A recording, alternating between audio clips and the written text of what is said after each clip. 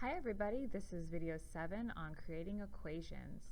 So the essential question we're trying to answer today is, how do scientists make equations, and how can I check that an equation makes sense?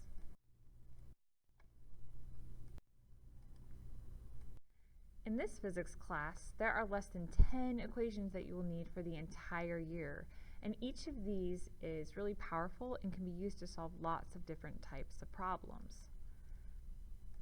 Many people have the misconception that the first scientists just came up with equations like in a dream or magically on their own, but the truth is that scientists built equations based on relationships that they saw between variables in the natural world, and we are going to do the same thing in this class this year. We are going to build each equation together from scratch.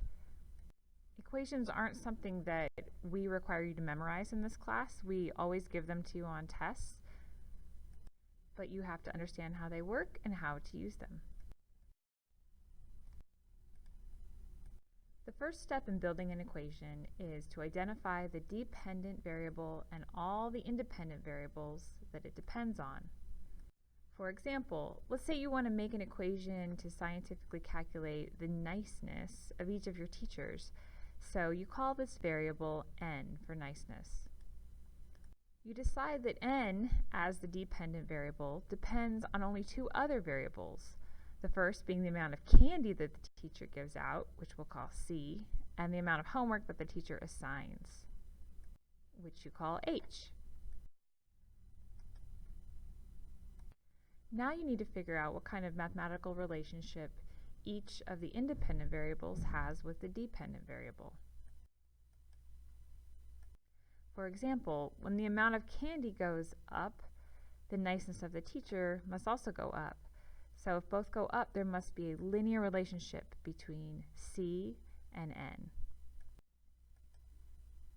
When the amount of homework assigned goes up, the niceness of the teacher goes down.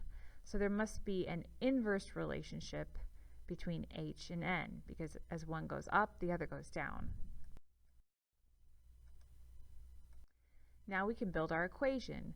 So we're going to do this by putting the dependent variable on one side of an equal sign.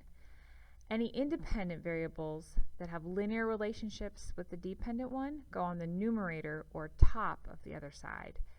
And any with inverse relationships go on the denominator or the bottom. So our example here, our dependent variable is n, niceness, and c has a linear relationship with n, so it goes on top, and h has an inverse relationship with n, so it goes on the bottom. So why does this work for linear relationships in particular? Well, the values on each side of an equation must always stay balanced. So if we make c bigger without changing the h, this means that n must get bigger too. So the more candy, the nicer your teacher. There's a linear relationship between c and n. So why does this work for inverse relationships? Well, the same applies. The values on each side of an equation must always stay balanced still. So as we make h bigger on the bottom, on the denominator, without changing c, that means that n must get smaller. There's an inverse relationship between h and n, because the more homework you assign as h goes up, the less nice that teacher is. So at this point, revisit your essential question: how do scientists make equations, and how can I check that an equation makes sense? And write a summary at the bottom of your Cornell Notes page.